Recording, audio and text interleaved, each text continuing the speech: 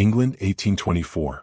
On the morning the Duke of Blackthorne decided to destroy his marriage, the sky above Blackthorne Manor hung low and grey, as though the heavens themselves had grown weary of hope. For 6 years, Seraphina Blackthorne had awakened beneath silk canopies and beside silence. She had entered her marriage at 19 believing that affection, like a garden, could be cultivated with patience. Instead, she found herself married to Adrian Blackthorne, a man admired by Parliament, feared by society, and understood by almost no one. To the world, Adrian was everything a duke should be: disciplined, honorable, intelligent, and unwavering. To his wife he was a locked door. Yet Seraphina never stopped trying. She filled the empty spaces between them with kindness. She remembered every anniversary he forgot. She learned which books rested on his bedside table and quietly purchased first editions for his library. When winter storms kept him awake, she instructed servants to keep fires burning through the night. She loved him not with grand declarations, but with countless invisible acts of devotion. Adrian noticed every one of them. He noticed because he had loved her almost from the beginning. He had loved the way she spoke gently to frightened servants, the way she paused to admire roses in the garden, the way she laughed when she forgot anyone else was listening. But love, in Adrian's experience, was not safety. When he was 12 years old, he had watched his mother abandon his father and destroy everything their family believed sacred. In the years that followed, he learned to trust duty and fear affection. So he buried his love beneath responsibility. For 6 years, husband and wife lived inside the same house while remaining strangers to each other's hearts. Then Lord Lucian Ashcombe arrived with proof that shattered what little faith Adrian had ever allowed himself to possess. Lucian had been Adrian's closest companion since university. He understood the Duke's fears better than anyone alive. When he entered Blackthorne Manor carrying letters, financial records, and sworn testimony, Adrian never considered the possibility of deceit. The evidence appeared undeniable. According to the documents, Seraphina had secretly consulted attorneys regarding separation. She had arranged private financial transfers. Most devastating of all, she had written letters expressing her intention to leave England permanently after securing part of the Blackthorne fortune. Adrian read every page twice, then a third time. By dawn, the last fragile hope he had protected for 6 years had collapsed. What Adrian did not know was that Lord Lucian had spent years studying the fractures within their marriage. He had watched Seraphina's loneliness deepen and Adrian's silence harden. He knew precisely which wounds to touch and which fears to awaken. While Adrian grieved the betrayal he believed he had uncovered, Lucian concealed a far darker ambition behind expressions of loyalty and concern. And as servants quietly packed the Duchess's belongings upstairs, the man responsible for destroying Blackthorne's future stood beside the fireplace and accepted the Duke's gratitude. He never once imagined that the greatest betrayal in the room was standing directly before him. And smiling softly too. He did not confront Seraphina immediately. Instead, he spent the night alone inside his study, staring at the fireplace and remembering every moment he had mistaken for love. When morning arrived, he summoned his lawyers. Seraphina entered the drawing room shortly after noon, expecting another day of distance and polite silence. Instead, she found legal documents spread across the table and Adrian standing beside the windows, his face carved from something colder than anger. "You're divorcing me?" she asked quietly. He never forgot the sound of her voice in that moment. "I know everything," he answered. She stared at him without understanding. When he presented the evidence, confusion gave way to disbelief, then disbelief to horror. "You believe this?" she whispered. The question should have stopped him. Instead it wounded him. Because beneath her shock, he heard something even more painful: disappointment. For the first time in 6 years, Adrian wanted to confess everything. He wanted to tell her he had loved her from the beginning. He wanted to admit that every cruel silence had been born from fear rather than indifference. But fear had governed him for too long. "If any part of our marriage was genuine," he said, forcing each word past the ache in his chest, "then sign the papers and leave with dignity." The silence that followed seemed to consume the room itself. Seraphina looked at him for a very long time. Then she nodded. Not because she was guilty. Not because she agreed. But because she finally understood that she had spent 6 years begging for love from a man who could not believe he deserved to give it. She signed her name. Adrian felt something break inside him. That evening, thunder rolled across the countryside as servants prepared Seraphina's departure. Neither husband nor wife ate dinner. Neither slept. Near midnight, Seraphina stood alone in the gallery overlooking the gardens when Adrian found her there. Rain battered the windows. For several moments neither spoke. "I never wished to hurt you," he finally said. She smiled, and the sadness in that expression frightened him more than anger ever could. I know, she replied. Those two words destroyed him. Because forgiveness, he realized too late, was far more unbearable than hatred. Before dawn, Seraphina climbed into the waiting carriage. She never looked back at Blackthorne Manor. Adrian remained standing in the rain long after the carriage disappeared beyond the gates. Only when the rising sun touched the empty road did he remove his wedding ring. Then, with trembling hands, he reached into his pocket and closed his fingers around hers. If you had asked me to stay, he whispered into the morning silence, I would have burned the world for you. And for the first time in 6 years, the Duke of Blackthorne understood that he had destroyed the only thing he had ever truly loved. The morning after Seraphina Blackthorne ceased to be the Duchess of Blackthorne, she awoke believing that the worst event of her life had already happened. She was wrong. Rain still drummed against the windows of the coaching inn where she had spent the night. The room smelled of extinguished candles, damp wool, and cold tea. For several moments she remained beneath the blankets, staring at the ceiling and listening to the storm retreat into the distance. The previous day unfolded in fragments inside her mind. Adrian's expression, the divorce papers, the thunder, the sound of carriage wheels leaving Blackthorne Manor forever. She touched her bare ring finger. The skin beneath the missing band still felt strangely occupied. A quiet knock interrupted her thoughts. The innkeeper's wife entered carrying fresh water and bread. She offered the careful sympathy reserved for women whose grief was visible even when unspoken. You should eat, madam, she said gently. Seraphina thanked her, but the smell of food turned her stomach. After the woman departed, Seraphina rose slowly and crossed to the window. Beyond the glass, the countryside stretched beneath a pale morning sky washed clean by rain. Somewhere beyond those distant hills stood Blackthorne Manor. Somewhere beyond them stood Adrian. For one dangerous moment, she considered returning. Not to argue. Not to defend herself. Only to ask him one question. Had he ever loved her at all? The thought disappeared as quickly as it arrived. She dressed without assistance and attempted to descend the staircase. Halfway down, dizziness struck her with such force that the world tilted violently. She reached for the railing, missed it, and collapsed. When she regained consciousness, she found herself lying in bed once again. A physician stood beside her. He was elderly, gray-haired, and possessed the solemn expression of a man accustomed to delivering difficult news. Yet when Seraphina attempted to sit upright, she noticed something unexpected in his eyes. Not concern. Wonder. Your Grace, he said quietly, there has been a misunderstanding. She stared at him. I don't understand. He hesitated. Then he smiled. You are not ill. The room became very still. You are with child. The words entered her mind but refused to settle there. With child. She repeated them silently. Again. And again. Outside, somewhere beyond the windows, birds had begun singing after the storm. Her hands drifted instinctively toward her abdomen. No, she whispered. Then after a long moment. Yes. The physician explained dates, symptoms, and certainties. Seraphina heard very little.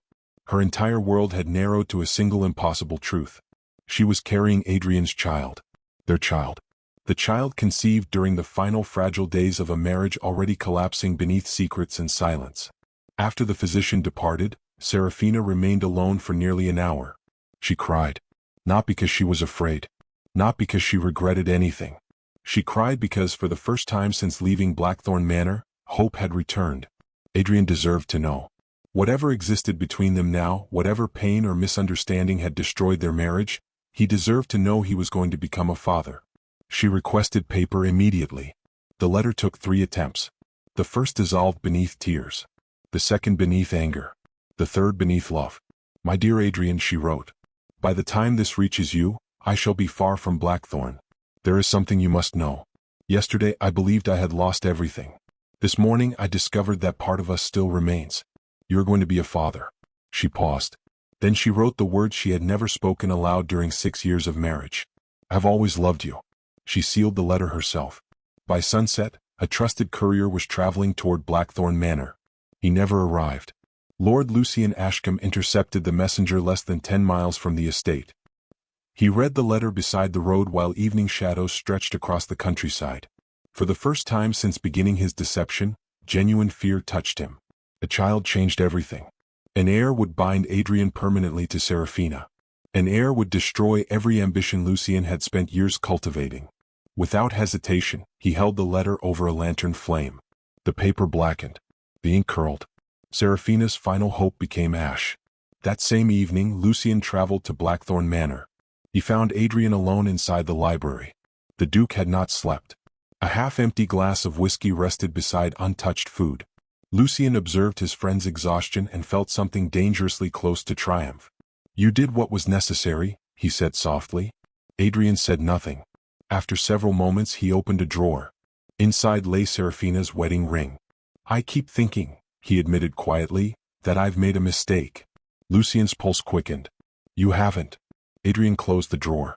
But long after Lucien departed, he remained awake beside the dying fire, staring at the place where his wife had once sat reading.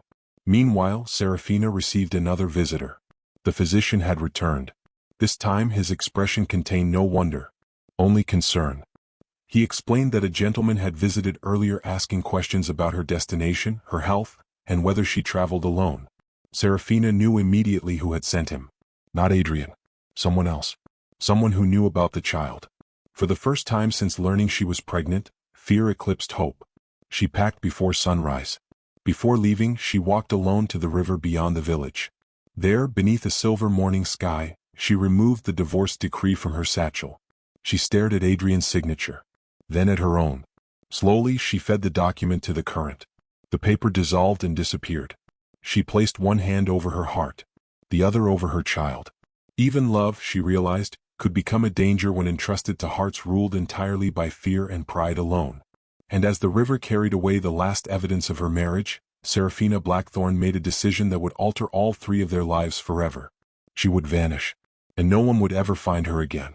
7 years earlier, Seraphina Blackthorne had disappeared from England with nothing except a false name, a small inheritance hidden from her marriage settlement, and an unborn child whose existence could never be allowed to reach Blackthorne Manor. She arrived in northern Italy during autumn. The journey had exhausted her body and fractured whatever remained of the life she had once imagined for herself. Yet when she first saw the hills beyond Florence glowing beneath the evening sun, she experienced something she had not felt in years. Possibility. She abandoned the name Blackthorne. To the world, she became Lady Serena Vale, a widowed Englishwoman seeking privacy and peace. To herself, she remained exactly who she had always been. A woman who had loved deeply, lost completely, and refused to let either experience define the child she carried. When her son was born during the first snowfall of December, she named him Theodore. She never considered any other name. Theodore inherited Adrian's dark eyes. That discovery nearly broke her. For weeks, she could not look at her son without remembering the husband she had left behind. Yet memory, she discovered, behaved differently when held by a mother. What had once caused pain slowly transformed into something gentler. She began telling Theodore stories. Not about dukes. Not about England. Not about betrayal. Instead, she told him about courage, kindness, and the obligation every fortunate person carried toward those who suffered. As Theodore grew, so did Seraphina's purpose. She had witnessed too much loneliness to ignore the loneliness of others. She had known too much abandonment to abandon anyone herself. The small school she established for orphan children occupied only 3 rooms and a garden. Within 2 years, it had become an institution. Within 5 years, it had become a movement. She sold jewels inherited from her family. She purchased land. She funded hospitals, libraries, and homes for widows. Wealthy patrons across Italy began contributing to her efforts. Newspapers praised the mysterious English benefactor whose compassion seemed limitless. Seraphina accepted none of the praise. She knew exactly what had built her kingdom. Grief. Every child she sheltered represented the family she had once dreamed of creating. Every hospital she opened represented the care she had never received. Every life she changed became evidence that suffering, if survived, could become something sacred. Meanwhile, thousands of miles away, Adrian Blackthorne remained trapped inside the ruins of his own decisions. For nearly a year after Seraphina's disappearance, he searched England, then France, then Belgium. Every lead ended in silence. He stopped attending social events. He refused every proposal of remarriage. He dismissed anyone who suggested forgetting her. At night, he sat alone in his chambers holding the ring she had worn for 6 years. The world called him cold. The truth was far worse. He had become a man haunted by the possibility that he had destroyed the only person who had ever truly loved him. Then, 7 years after their divorce, everything changed. The discovery occurred by accident. An elderly servant dismissed by Lord Lucian years earlier requested a private audience with the Duke. She arrived carrying a small wooden box recovered after Lucian's departure from Blackthorne Manor. Inside lay burned papers. Most were unreadable. One was not. Adrian recognized the handwriting immediately. Seraphina. His hands shook as he reconstructed the surviving fragments. My dear Adrian, you're going to be a father. I've always loved you. The room disappeared around him. He read the words again and again. Then he understood. The letters, the accusations, the divorce, all of it had been a lie. He vomited beside the fireplace. By sunrise, Lord Lucian Ashcombe had been arrested. Adrian personally oversaw the investigation that followed. Forged documents emerged. Witnesses confessed. Financial schemes collapsed. Every terrible truth surfaced with unbearable clarity. Lucian had manipulated Adrian's deepest fear. And Adrian had allowed himself to believe it. The trial lasted 3 weeks. Adrian attended every session. When the verdict was delivered, he felt no satisfaction. Punishment changed nothing. Seraphina remained gone. His child remained unknown. After the trial, he returned to Blackthorne Manor and entered his wife's abandoned chambers for the first time in 7 years. Nothing had been altered. The dried flower he had discovered after her departure still rested inside a book beside her bed. Her shawl remained folded near the window, and her portrait hung above the fireplace. He stood before it until dawn. I loved you, he whispered. The confession arrived 7 years too late. The following morning, Adrian ordered preparations for travel. Not for weeks. For years. He crossed Europe searching for rumors, records, and impossible hopes. He visited orphanages, ports, churches, hospitals, and schools. He carried Seraphina's portrait everywhere he went. He grew older. He grew quieter. But he never stopped searching. In every city he searched crowded streets at dusk, listening for impossible stories. An Englishwoman with kind eyes, a gifted boy with dark hair, a life that still remembered his name. He refused to believe hope had finally died. Meanwhile, Theodore grew into a remarkable child. He inherited Adrian's intelligence and Seraphina's compassion. He loved painting, history, and astronomy. He volunteered at hospitals and spent evenings sketching the people his mother helped. One winter night, after returning from the orphanage, Theodore asked a question Seraphina had spent 7 years fearing. Mother, he said softly, did my father choose not to love us?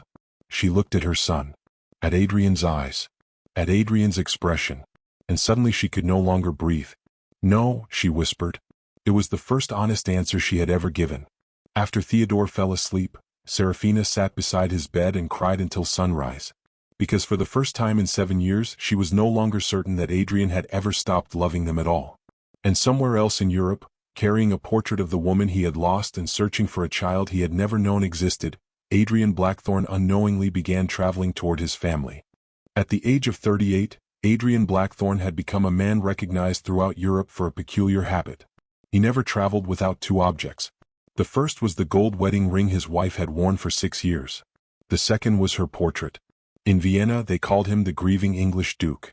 In Paris they called him the widower whose wife was still alive. In Florence no one knew his name at all. That anonymity was precisely what allowed fate to find him. The International Exhibition of Arts and Philanthropy opened during the spring of 1831. Patrons, diplomats, artists, and benefactors arrived from across Europe. Adrian attended only because a charitable foundation in northern Italy had recently gained extraordinary influence, and he had learned long ago that every remarkable act of kindness concealed a remarkable human story. He entered the exhibition hall shortly before noon. He intended to remain less than an hour. Then he saw the painting.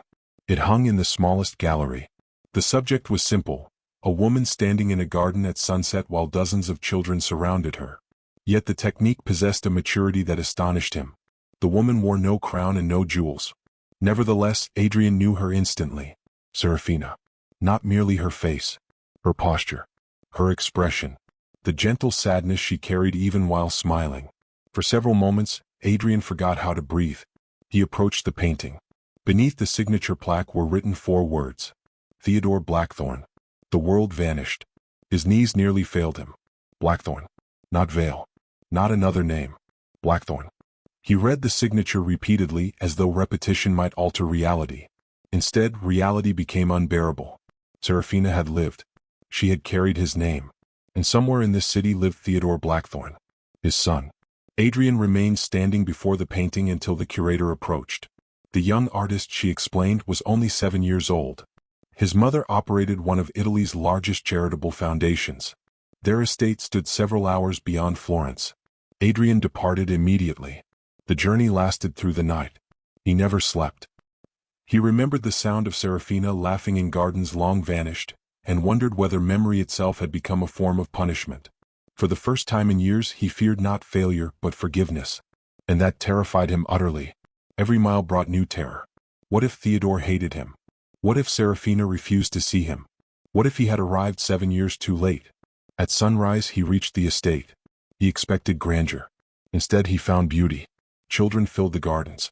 Teachers conducted lessons beneath olive trees. Physicians moved between hospital buildings. Artists painted beside fountains. The property felt less like an institution and more like a world built entirely from compassion. And at its center stood a boy. He was sketching beneath a cypress tree. Dark hair. Dark eyes. Adrian stopped walking. The child looked exactly as Adrian himself had looked at 7 years old. The realization struck with almost physical force. The boy glanced upward. Their eyes met. For one impossible second, Adrian imagined that blood itself might recognize blood. Then the moment ended. "Can I help you?" the boy asked politely. Adrian opened his mouth. No words emerged. He had prepared speeches. Apologies. Confessions. All of them disappeared. "What is your name?" he asked. The boy smiled. "Theodore." Adrian closed his eyes. The sound of that name, spoken by the child himself, shattered whatever remained of the man who had signed those divorce papers. Before he could speak again, another voice interrupted. "Theo." Adrian turned.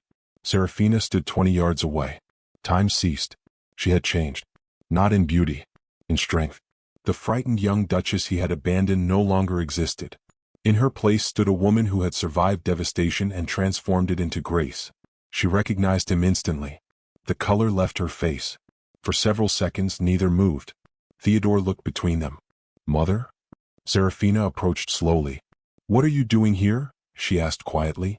The question contained no anger. That hurt far more. Adrian removed the ring from his pocket. "I found your letter." She stared. "What letter?" "The one you wrote after you left." Understanding appeared in her eyes. Then grief. Then something resembling hope. Theodore looked confused.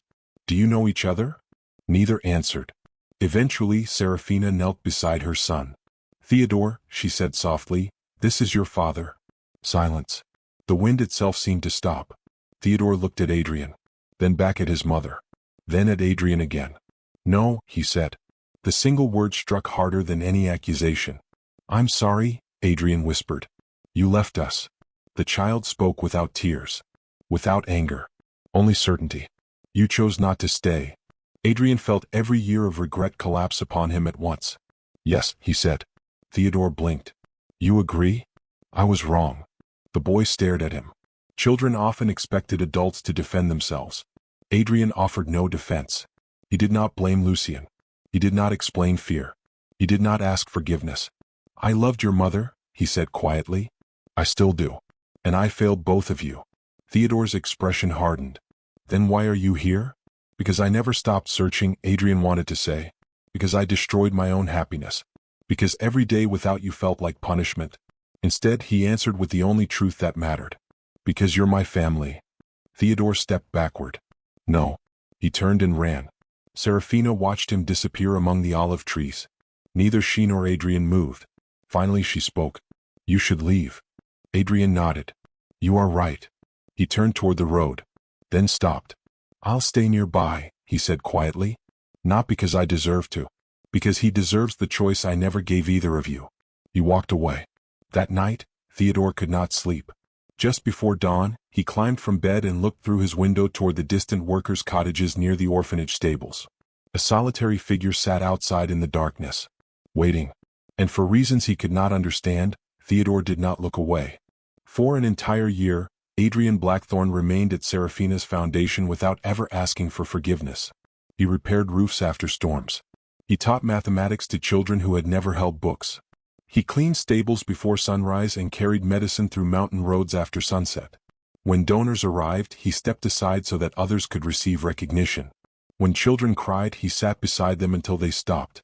Theodore watched everything. At first he watched because he expected failure. Then he watched because he found none. The man he had imagined all his life, a selfish aristocrat who had abandoned his family, did not exist. Instead, he found a man who listened more than he spoke, worked harder than anyone expected, and carried a sadness so profound that even a child could recognize it. One winter evening, Theodore developed a fever after spending too many hours helping deliver supplies to a nearby village. Adrian remained beside his bed for 3 days. He refused to sleep. He refused to leave. When Theodore finally opened his eyes, the first face he saw was Adrian's. "You stayed," he whispered. Adrian smiled. "Of course." Theodore hesitated. Then, still half asleep, he reached for Adrian's hand. "Thank you, Father." The word lasted only a second. But for Adrian, it altered the shape of the world. The following morning, Theodore remembered what he had said and fled the room in embarrassment. Adrian never mentioned it. Yet from that day forward, something unspoken changed between them. And Seraphina saw all of it. She saw Adrian teaching orphan children to read beneath olive trees. She saw him repairing Theodore's easel after it broke. She saw him carrying a sick child through a snowstorm after physicians declared the roads impassable. Most of all, she saw what she had failed to understand 7 years earlier. Adrian had never lacked love. He had lacked the courage to trust it. The realization did not erase her pain, but it transformed it. Spring arrived. The gardens bloomed. And for the first time since leaving England, Seraphina allowed herself to imagine a future that included Adrian. That future shattered 3 weeks later. The letter arrived just after sunset. It contained only a single sentence. "I have your son, Lucian Ashcombe." No parent ever forgets the sound another parent makes when they discover their child is missing. Seraphina's scream echoed across the estate. Theodore had disappeared during an afternoon sketching excursion beyond the northern hills. Witnesses remembered seeing a carriage. Nothing more. Adrian read the letter twice. Then he became very calm. "Where?" Seraphina asked. He turned the page over. A map. The Alps. An abandoned hunting lodge once owned by one of Lucian's associates. "He wants me," Adrian said. "No," Seraphina whispered. "We call the authorities. There isn't time." She grabbed his arm. "He'll kill you." Adrian looked at her. For years, he had dreamed of hearing her say that she feared losing him. The moment felt cruel. "I already lost both of you once," he said quietly. "I won't survive doing it again." He departed before dawn. Seraphina followed. Neither argued. Some journeys require witnesses. The mountains rose around them like ancient judges. Snow covered the roads.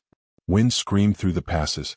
By the time they located the hunting lodge, darkness had already fallen.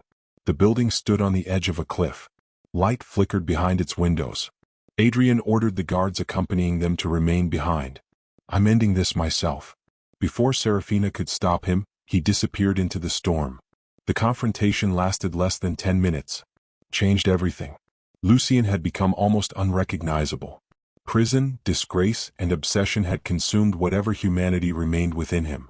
"You destroyed me," he screamed as Adrian entered. "No," Adrian replied. "I destroyed myself. You merely gave me permission." Theodore sat tied beside the fireplace. He was frightened, but alive. Lucian drew a pistol. "Choose," he said. "Your son or your inheritance." Adrian laughed. Not because anything was amusing. Because the question itself was absurd. "I crossed Europe for 7 years searching for my family," he said. "Do you truly believe I still care about an estate?" Lucian hesitated. That hesitation saved Theodore's life. Adrian lunged. The gun fired. Theodore screamed. The world exploded into movement. Furniture shattered. Glass broke. The two men crashed through the doorway and into the storm beyond. Then the mountains themselves intervened. The edge of the cliff collapsed. Snow and stone gave way beneath their feet. When rescuers reached them, Lucian was dead. Adrian was not. But barely. He had managed one final act before the avalanche buried them both. He had pushed Theodore to safety. For 6 days, Adrian remained unconscious. For 6 days, Seraphina never left his side. She spoke to him constantly. Not because she believed he could hear. Because she could not bear the possibility that he could not. She told him about Theodore's first steps. She told him about Italy. She told him about every letter she had written and never sent. And finally, on the 6th night, she told him the truth she had spent 8 years trying to forget. "I never stopped loving you." The next morning Adrian opened his eyes. For several seconds neither spoke. Then Seraphina began crying. He raised a trembling hand toward her face. "I'm sorry," he whispered. "No," she replied. The word surprised them both. "No more apologies." He stared at her. She took his hand. "Come home." 8 years earlier, Adrian would have said yes without understanding the question. Now he understood. And because he understood, he shook his head. "I don't want Blackthorne Manor." She blinked. "I don't understand. I spent years believing home was a place." He smiled weakly. "I was wrong." Theodore entered the room then. Without hesitation he crossed to Adrian's bedside. "Father." This time the word was deliberate. "Certain." "Real." Adrian closed his eyes. After everything, after every mistake and every mile and every year of regret, his son had called him father. Months later, the Duke of Blackthorne sold nearly all of his enormous estate. The decision scandalized England. He did not care. Together, Adrian and Seraphina established a sanctuary on the Italian coast unlike anything Europe had ever seen. They called it the House of Thousand Lights. It became a home for orphaned children, widowed mothers, struggling artists, abandoned families, and anyone else the world had forgotten. Theodore grew into a remarkable man and helped lead the foundation. Years passed. Then decades. People traveled from across Europe to witness the extraordinary place built by a former duchess and a duke who had once destroyed his own happiness. Visitors often asked how such a place had come to exist. The answer never changed. It had been built by two people who discovered, far too late, that love was not something one possessed. It was something one chose. And on a summer evening many years later, as their grandchildren ran laughing through gardens overlooking the sea, Adrian reached for Seraphina's hand, the same hand he had once let slip away. "Thank you," he whispered. She smiled. "For what?" He looked toward the House of Thousand Lights glowing beneath the setting sun. "For giving me a second chance to become the man you always believed I could be." Then, at last, surrounded by the family they had crossed continents and survived heartbreak to create, they went home.